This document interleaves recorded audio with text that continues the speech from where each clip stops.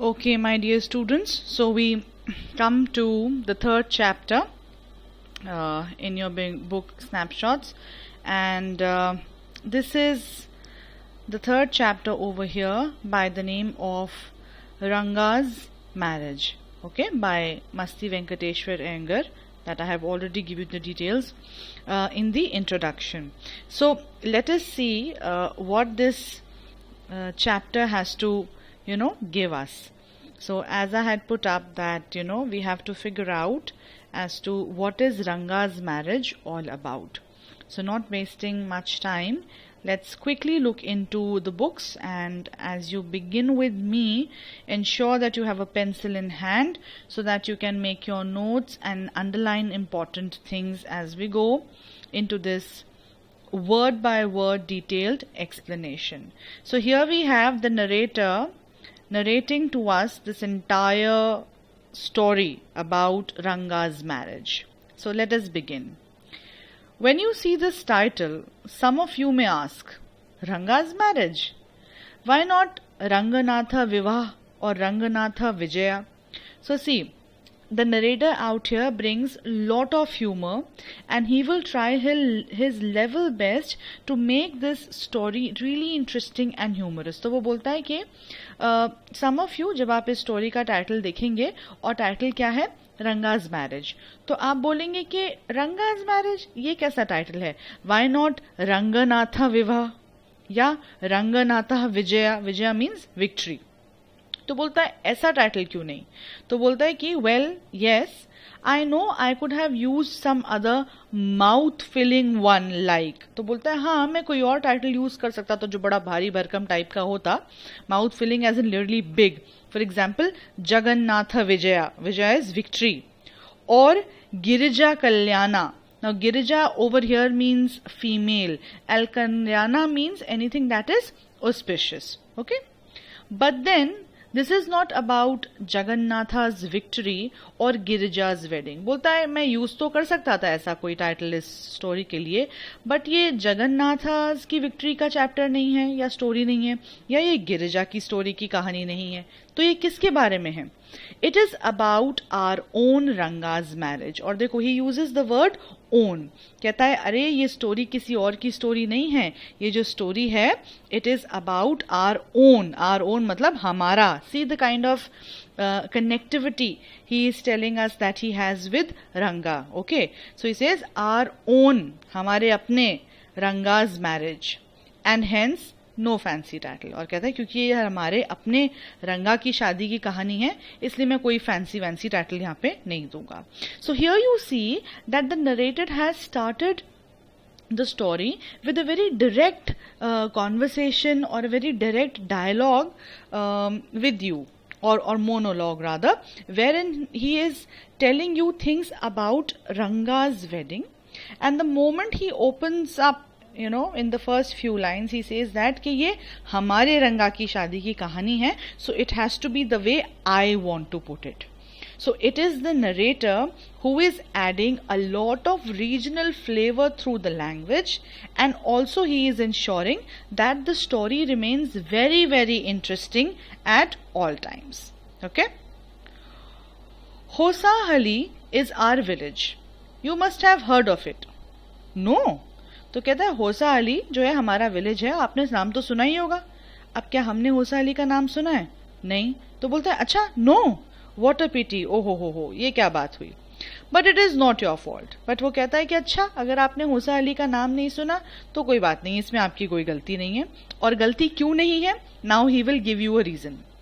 There is no mention of it in any geography book. बोलता है आपकी इसलिए गलती नहीं है कि आपने होसाअली का नाम नहीं सुना, क्योंकि किसी भी जोग्राफी बुक में Hosahalli is not mentioned. Those sahibs in England writing in English probably do not know that such a place exists. कहता है कि अरे वो जो साहिब्स इन इंग्लैंड हैं, he is referring to the Britishers, okay, writing in English, probably do not know that such a place exists. कहता है उन लोगों को शायद पता ही नहीं है कि ऐसी कोई जगह एग्जिस्ट भी करती है, and therefore they make no mention of it. So see, ये sahibs over here is referring to the Britishers, and you know that the Britishers had ruled us for a very long time. So many things had come with the Britishers. For example, the post and telegraph and the railways and so many other things. तो और भी बहुत सारी चीज़ें, perhaps you know like making of maps and other things. तो क्योंकि उन साहिब लोगों को उन लोगों को पता ही नहीं था ब्रिटिशर्स को कि ऐसी कोई जगह होसा अली भी होती है, इसलिए उन्होंने इसका मेंशन ही नहीं करा. अब जब उन्होंने ही मेंशन नहीं करा, किन्होंने? The Britishers. So our own people to forget about it. तो कहता है इसलिए भाई हमारे अपने लोग जो हैं वो भी भूल जाते हैं. मतलब चलो ब्रिटिशर्स तो भूले ही भूले, even the Indians forget about it. और वो आगे बोलता है you know how it is, they are like a flock of sheep. और इंडियंस को वो क्या बोलता है यहाँ पे, and please pay attention, they are like a flock of sheep. जहां भी लाइक और एज आ जाएगा और हम कंपैरिजन करेंगे तो वो क्या हो जाता है students, it becomes a simile. और अब मैं यहाँ लिखूंगी नहीं because now you are smart enough to identify it. तो ये दे कौन है? वो दे बोल रहा है तमाम इंडियंस को, तमाम कॉमन लोगों को. और कहते हैं ना वो भेड़ चाल है, जहां एक भेड़ जाती है उसके पीछे पीछे सारी भेड़ चल देती हैं, उन पे अपना दिमाग ही नहीं होता है. तो वो बोलता है one sheep walks into a pit, the rest will blindly follow. तो कहता है एक भेड़ जहां चलती है उसके पीछे पीछे दूसरी भेड़ें भी सब चलने लगती हैं. तो कहने का मतलब ये है कि अगर the sahibs in England forgot to mention about होसा Ali, so did the Indians also. Nobody took the pain to find out where is Hosaha Ali, and can we put it in the map or can we bring it out somewhere where people know about it? When both the Sahibs in England and our own geographers, तो बोलता है जब England के Britishers और हमारे Indian geographers जिनका ये काम है have not referred to it, अगर इन्हीं दो इम्पॉर्टेंट लोगों ने होसाहा अली का मेंशन नहीं करा है, तो you cannot expect the poor cartographer to remember to put it on a map, can you? तो कहता है जब इन्हीं लोगों ने, किन्होंने? The Britishers, the Sahibs and the geographers, people who looked into the geographical conditions of the country, the situations of the country, okay, the areas and everything. तो कहता है फिर कार्टोग्राफर की क्या गलती है? Who is a cartographer? Cartographer is a person who draws or produces maps, जो map बनाता है. जैसे हम मैप पढ़ते हैं ना, आप ज्योग्राफी में पढ़ते थे, इन क्लास 10th में इतने सारे मैप्स आते थे, और of course I am sure अभी भी आएंगे if you have picked up humanities just in case. So cartographer is somebody who makes and produces map. तो कार्टोग्राफर तो अपना काम उसी इनपुट पे करेगा जो इनपुट उसको ज्योग्राफर से मिल रहा है ओवर हियर. तो अगर ज्योग्राफर्स और ये साहिब्स इन इंग्लैंड यही दो लोग भूल गए कि भाई होसाहा अली भी एक जगह है, इसको भी मैप में होना चाहिए, so you can not blame the poor cartographer, can you? And so there is not even the shadow of our village on any map. और इस नरेटर कहता है इसी वजह से हमारे मैप का कहीं हमारे विलेज का कहीं शैडो भी नहीं है on any of the maps. So see, very interesting. He started with Ranga's marriage. शुरू तो उसने वैसे करा था, बट बात किसकी होने लगी? अपने गांव की. और गांव कौन सा है? होसाहली. ठीक है, अब देखो वो आगे क्या कहता है. Sorry, so he is apologising, अपने रीडर्स से अपोलोजाइज करता है. Sorry, I started somewhere and then went off in other direction. कहता है ओहो मुझे प्लीज माफ कर दीजिए, मैं शुरू तो किसी और चीज से हुआ था. किससे शुरू हुए थे? रंगाज मैरिज से. और पहुंच कहाँ गए कि होसाहा अली मैप्स पे क्यों नहीं है. So he is apologising for that. So dear students, please understand that the narrator is trying to keep a very interesting contact with its readers. और वो इसको इस तरीके से अपना कम्युनिकेशन रख रहा है जैसे एज इन डायरेक्टली आपसे ही बात कर रहा हो, to each one of you, to each one of its readers. Okay, अब he comes with certain examples. If the state of Mysore is to Bharatvarsha, you know where is Mysore, okay. तो कहता है जो इम्पोर्टेंस मैसूर की है भारतवर्षा में, भारतवर्षा over में means India. Okay, आगे देखो. वॉट द स्वीट कारिका दबू. नाउ ये कारिका दबू क्या है? ये एक साउथ इंडियन फ्राइड स्वीट है filled with coconut and sugar. तो ये साउथ इंडिया की एक बड़ी फेमस स्वीट डिश है। तो उस कारिगा दाबू की बात हो रही है। कारिगा दाबू इज टू अ फेस्टिवल। तो कहता है जितना इम्पोर्टेंट मैसूर है फॉर इंडिया उतनी ही स्वीट कारिगा दबू इम्पॉर्टेंट है किसी भी फेस्टिवल मील में। ठीक है, तो अब वो क्या कह रहा है, please pay attention. Hosahalli is to Mysore state what the filling is to karigadabu. तो कहता है होसाहली की इंपॉर्टेंस मैसूर स्टेट के लिए ऐसी है जैसे कारिगा दबू स्वीट के लिए उसकी अंदर की फिलिंग। ओके, जो आप अंदर मिठाई में फिलिंग करते हैं, जैसे गुजिया होती है, गुजिया के अंदर आप मावा की फिलिंग करते हैं। So if you will not put that mawa into gujiya, that gujiya is incomplete, it will not be the gujiya that we people have. तो दैट मीन्स उस गुजिया की फिलिंग बड़ी इंपॉर्टेंट है, उसके बिना गुजिया गुजिया ही नहीं है। तो वो यही कह रहा है, उसने कंपैरिजन करा, और कंपैरिजन करा है बिना लाइक और एज। तो अगर बिना लाइक और एज के कंपैरिजन करा है तो क्या बन गया बेटा, it is metaphor.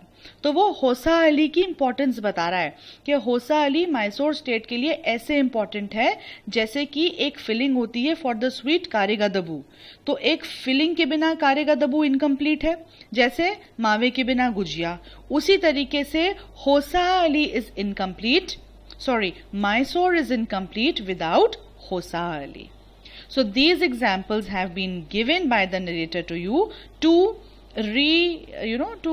restate the importance of this little village, कि इतना important है ये होसा अली मैसूर के लिए। क्योंकि, और उसने ऐसा क्यों किया, क्योंकि अनफॉर्चुनेटली होसा अली का कहीं मेंशन ही नहीं है, किसी मैप पे नहीं है। तो अब वो कैसे बताए कि भाई होसा अली की क्या इंपॉर्टेंस है। तो उसने उसको इन एग्जाम्पल्स के साथ बताया कि भाई मैसूर स्टेट इंपॉर्टेंट है फॉर इंडिया और कारिगा दबू बहुत इंपॉर्टेंट है किसी भी साउथ इंडियन फेस्टिवल में।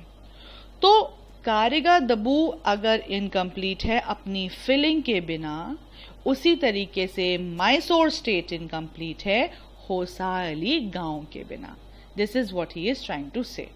अब आगे देखो क्या कहता है।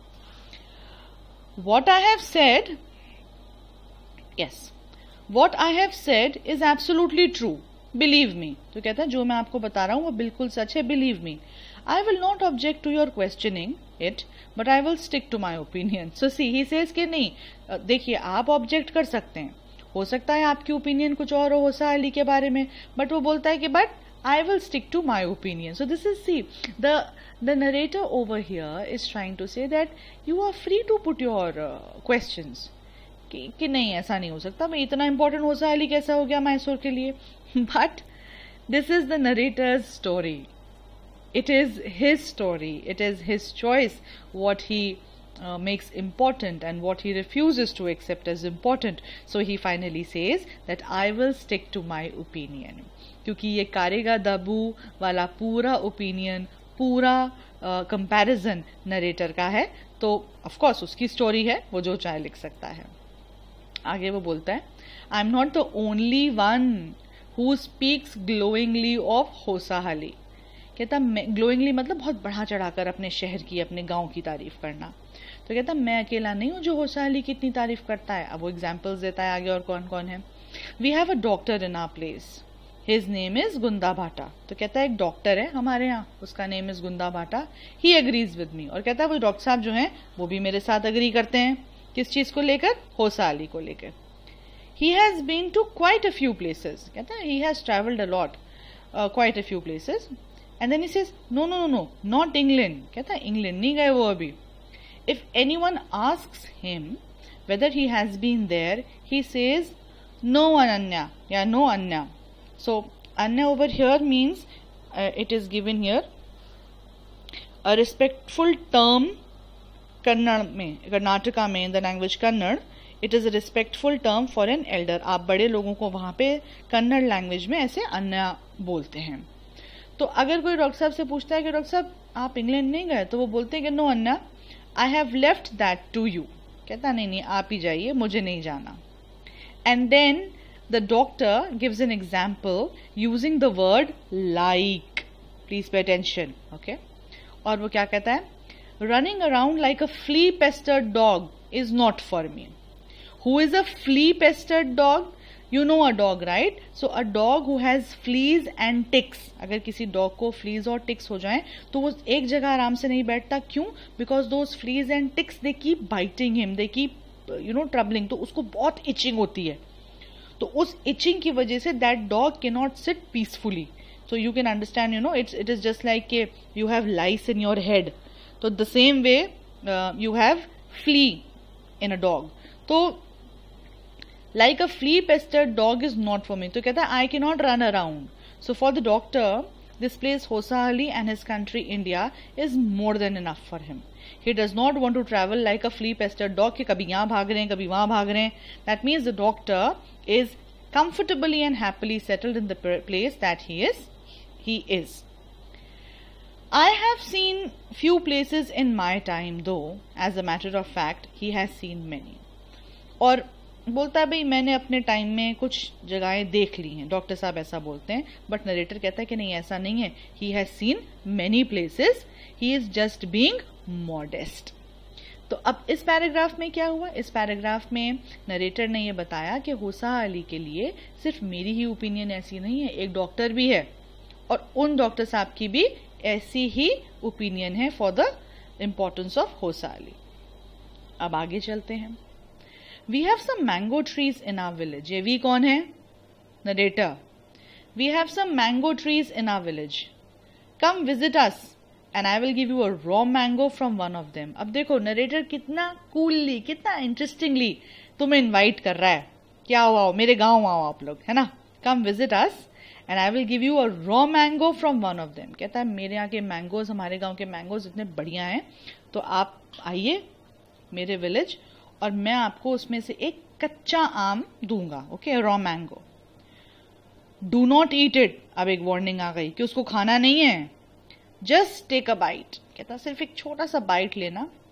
The sourness is sure to go straight to your ब्रह्मांड्र. कहता है वो इतना खट्टा होता है, इतना खट्टा होता है कि उसकी सारनेस, सारनेस क्या होती है बेटा? खट्टापन. और ये सोरनेस नहीं होती है, इट्स सारनेस.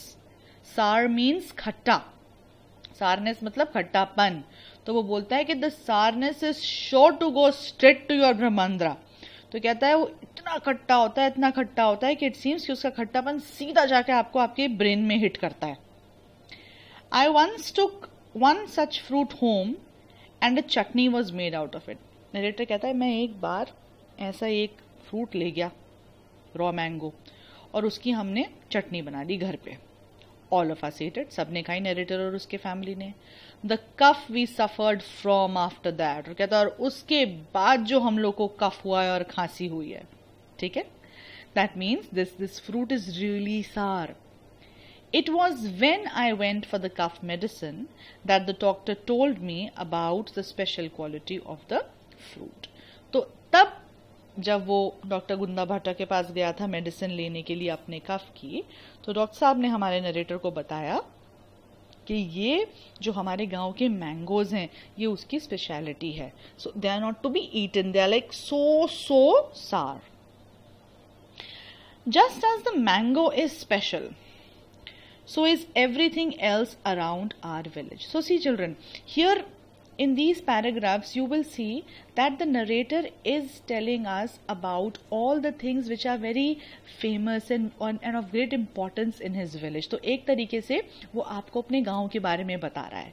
हमारे गांव तो स्टेट मैसूर के लिए इतना इम्पोर्टेंट है कारीगा दब्बू की तरह, और हमारे गांव के मैंगोज इतने अच्छे होते हैं, बट हाँ खट्टे बहुत होते हैं तो उनको खाना नहीं है. तो अब देखते हैं second example. Just as the mango is special, so is everything else around our village. अब next चीज क्या है? एक तो mango हो गया, number 2 क्या है? We have a creeper going around in the ever so fine water of the village pond. तो village में एक pond है, एक तालाब है, और उसमें एक creeper है. creeper क्या होता है बेटा? It's a climbing plant, बेल. Okay? Its flowers are a feast to behold, और कहता है उस बेल के जो फ्लावर्स हैं they are a feast to behold. Feast to behold मतलब दे आर सो ब्यूटिफुल कि बस उनको देख के तबीयत खुश हो जाती है. Okay, get 2 leaves from the creeper when you go to the pond for your bath, and you will not have to worry about not having leaves on which to serve the afternoon meal. तो कहता है जब आप जाएं तालाब पे नहाने के लिए तो उसी क्रीपर की 2 पत्ती तोड़ लाइए, और वो इतनी बड़ी होती हैं और ऐसी होती हैं कि जब आप वो 2 पत्ती ले आएंगे तो फिर आपको टेंशन लेने की जरूरत नहीं कि आप दोपहर का खाना किस चीज पे सर्व करेंगे. And as you know that in traditional South India they serve the food on banana leaves, केले के पत्ते पे खाना खाते हैं. तो कुछ उसी की तरीके से यहाँ भी है कि इनके क्रीपर में बहुत अच्छी लीव्स आती हैं, और वो बोलता है कि अगर आप 2 लीव्स ले जाएंगे तो फिर परेशान होने की ज़रूरत नहीं है कि आप अपनी आफ्टरनून मील किस चीज़ पे सर्व करेंगे. Okay, I hope everything is clear till now. You will say I am rambling. अब नरेटर कहता है कि अरे आप लोग कहेंगे मैं क्या बक किए जा रहा हूँ. You know, rambling is when you are talking long, you are going on and on without any meaning, बिना किसी लॉजिक और बिना किसी मीनिंग के बात कर रहे हैं. तो देखो, शुरू तो नरेटर हुआ था रंगाज मैरिज से, और उसने कहा था कि भाई ये हमारे रंगा की शादी है. बट यहां से फिर सारा टॉपिक कहाँ चला गया, होसा अली पे चला गया. And so this page till here I would say this is all about होसा Ali, this little village in Mysore which is ignored or which is not highlighted in the maps. That is what the narrator says. It is always like that. तो कहता है अरे मेरे साथ तो हमेशा से ही ऐसा होता है.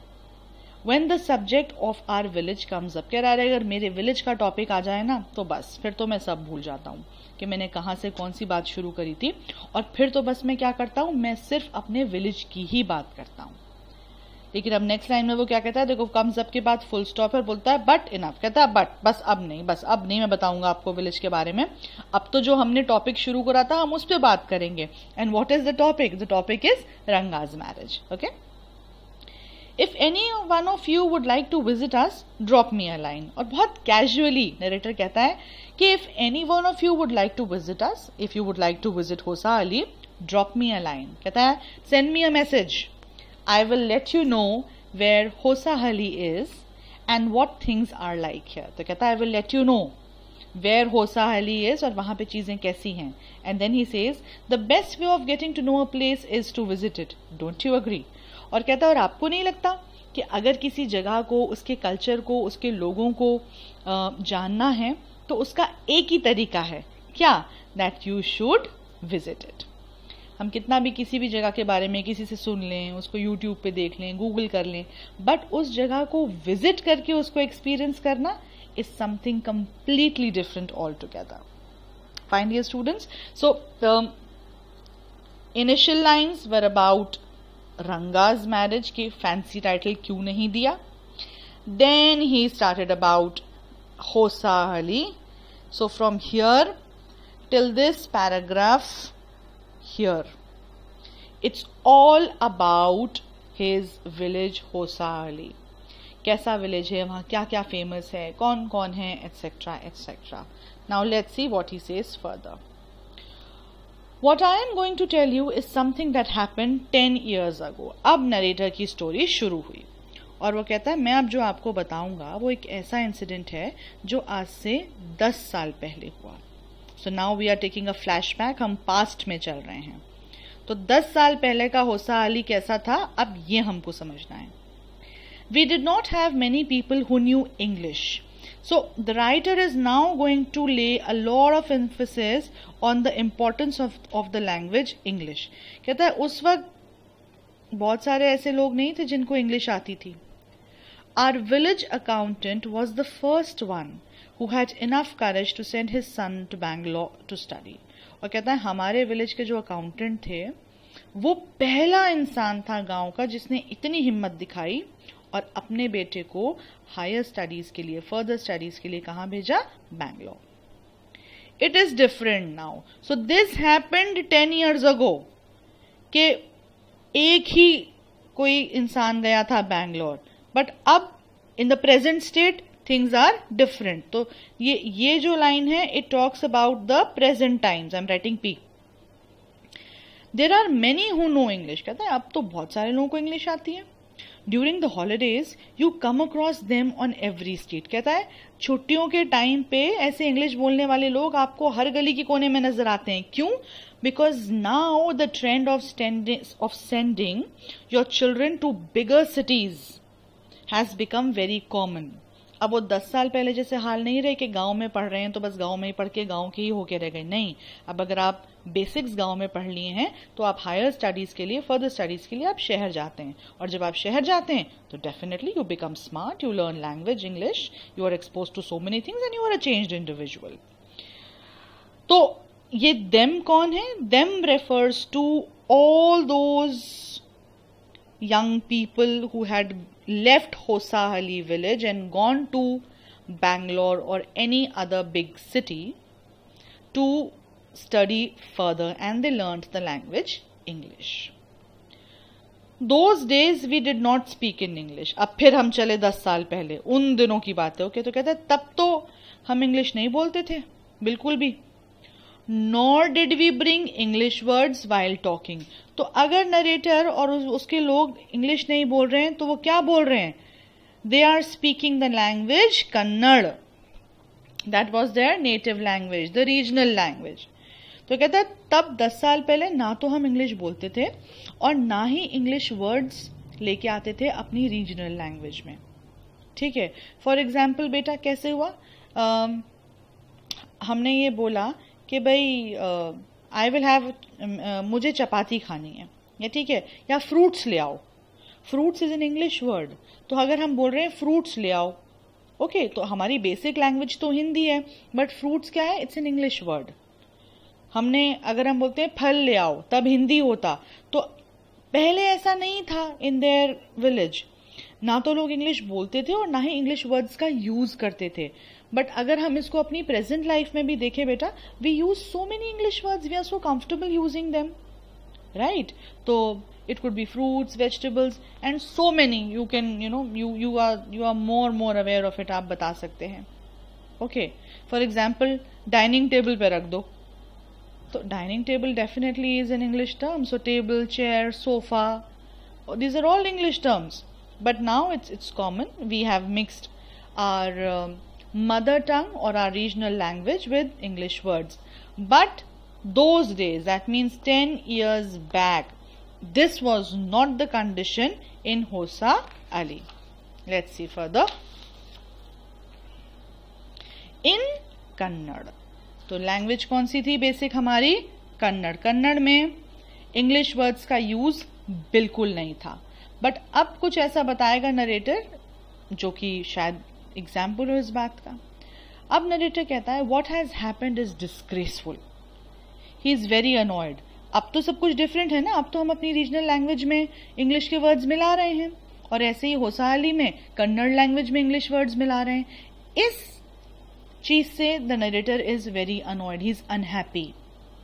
और वो किस चीज को बोलता है disgraceful? The mixing of English words in the regional language Kannada और देयर नेटिव टंग कन्नड़. वो बोलता है दिस इज डिस्ग्रेसफुल. क्यों? क्योंकि आपने अपनी लैंग्वेज की ऑथेंटिसिटी को खत्म कर दिया, उसमें इंग्लिश मिला दी तो. और वो बोलता है believe me. So this line tells us very clearly, और इस पे क्वेश्चन भी है आगे children, that the narrator is just not happy with the usage of English words in their native language Kannada. अब एक एग्जाम्पल आता है. The other day I was in Rama Rao's house. कहता अभी कुछ दिन पहले की बात है, मैं रामा राव के घर पे था. When they bought a bundle of firewood. तो कोई आया और वो फायरवुड लेकर के आया. फायरवुड क्या होता है? चूल्हा जलाने की लकड़ी बेसिकली, या any wood that is meant to light fire. अब Rama Rao son came out to pay for it. अब रामा राव का जो बेटा था वो उसका पैसा देने के लिए आया. He asked the woman how much should I give you. तो उसने कन्नड़ भाषा में उस लेडी से बोला जो ये लकड़ी लेके आई थी कि भाई कितना पैसा आपको देना है. उसने क्या बोला? 4 पाइस, कि 4 पाइस देना है. She said the boy told her he did not have any change and asked her to come the next morning. तो उस लड़के ने कन्नड़ लैंग्वेज में बोला कि भाई आई एम सॉरी, मेरे पास चेंज नहीं है, आप कल सुबह आ जाइएगा. The poor woman did not understand the English word change. अब उस लेडी को, जिसे कन्नड़ लैंग्वेज आती है, उसे ये इंग्लिश वर्ड चेंज नहीं समझ में आया. ये चेंज क्या है? खुला पैसा. ओके, खुले पैसे नहीं है तो उसे इंग्लिश में क्या बोलते हैं? Change. I am sorry, I don't have change. हम बोलते हैं ना भाई 500 की चेंज है, 100 की चेंज है. तो ये चेंज उसने इंग्लिश में चेंज बोला इन कन्नड़. कन्नड़ में डेफिनेटली इसे कुछ और बोलते होंगे. उस लेडी को अनफॉर्चुनेटली ये इंग्लिश वर्ड नहीं आया और वो she went away muttering to herself. वहां से वो अपने मन में ऐसे कुछ बोल करके चली गई because she did not understand it. Narrator कहता है I did not know too. वो बोलता है कि भाई मुझे भी नहीं पता था कि चेंज का मतलब क्या होता है उस वक्त. Later when I went to Ranga's house and asked him I understood what it meant. बोलता है उसके बाद जब मैं रंगा के घर गया और मैंने रंगा से पूछा कि भाई रंगा ये चेंज क्या होता है, चेंज का क्या मतलब होता है, तब फिर रंगा ने नरेटर को समझाया कि you know the loose money or in terms of amounts which are very very small like in 5s and 10s or whatever, this is called change. So this is what the mixing of the English language, English words basically in the regional language created the kind of confusion. अब इस paragraph में हमको ये पता लगा that the narrator is very unhappy that why people are using English words in their regional language. Kannada language में वो क्यों इंग्लिश वर्ड्स को यूज कर रहे हैं और वो उसको पर्टिकुलरली बोलता है disgraceful. He doesn't like it. Next line which I have highlighted you can see here is the priceless commodity the English language. You know he is being sarcastic. कहता भाई इंग्लिश लैंग्वेज कैसी language है? Priceless, इसका कोई मोल ही नहीं लगाया जा सकता. It is so important. Was not so widespread in our village a decade ago. और एक बार और वो ये बोलता है नरेटर कि आज से 10 साल पहले ये लैंग्वेज जो अब इतनी प्राइसलेस हो गई है, इतनी इंपॉर्टेंट हो गई है, आज से 10 साल पहले ऐसा नहीं था. That was why Ranga's home coming was a great event. और इसीलिए आज से 10 साल पहले जब Ranga was the first person to leave the village for higher studies and when he came back it was a great event. उसकी होम कमिंग ऐसी थी जैसे पता नहीं भाई कितना बड़ा इवेंट हो कि ओ माय गॉड, पहला लड़का शहर में पढ़ने के लिए गया और वो वापस गांव आ रहा है पहली बार. So everybody wants to know that how did it go. Fine. So how did it go, what happened when Ranga came back, कैसे लोगों ने react करा, this is what we will discover in our next class. So as of today you are going to revise the whole of it. You should know the importance of Hosahali as a village in the state of Mysore. You should understand the importance of English according to the narrator that was happening 10 years ago, and you will see how it is being compared with the present times. Okay, and here we have an example ke bhai if you mix English words with your regional language Kannada, and 10 years back of course people did not know it, so it used to create a lot of communication gap as people wouldn't understand it. And in the next line very clearly he says that English was known as a priceless commodity. It was something which was very very important. But 10 साल पहले तो ये और भी बहुत ज़्यादा important था, क्योंकि 10 साल पहले रंगा जो कि अकाउंटेंट का सन है, he was the first boy from their village Hosali to leave the village for higher studies, and he had gone to Bangalore. So now the question that arises in front of us, my dear students, is कि कैसे तो लोग react करेंगे जब रंगा वापस आएगा. और हम ये देखेंगे कि भाई if Ranga is coming back from Bangalore, we'll see has he changed, how has the luster and what do you call the freedom and the life of a big city brought in a change in him, or is he the same Ranga जो यहीं गांव से गया था?